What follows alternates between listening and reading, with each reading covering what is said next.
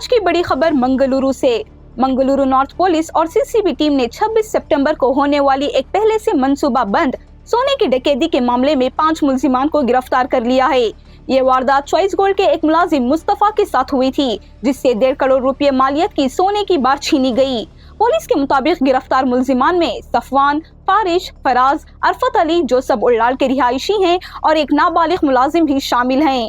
ये वारदात Shri वेंकटरामना temple car street के करीब पेश आई। मुस्तफा अपनी स्कूटर की सीट के नीचे सोना लेकर जा रहे थे। इसी दौरान 2 अफराद स्कूटर पर आकर इन्हें रोका, जबकि एक कार वहां पहुंची और मुलजिमान ने मुस्तफा को अगवा करके तशद्दुद का निशाना बनाया। बाद में उन्हें एक कुर पर छोड़ दिया गया और मुलजिमान सोना लेकर फरार हो गए। पुलिस के मुताबिक नाबालिग मुलाजिम ने फारिश को सोने की हरकत की इत्तला दी थी। सफान ने कार का इंतजाम किया, जबकि अरफत और फराज ने मुस्तफा को रोका।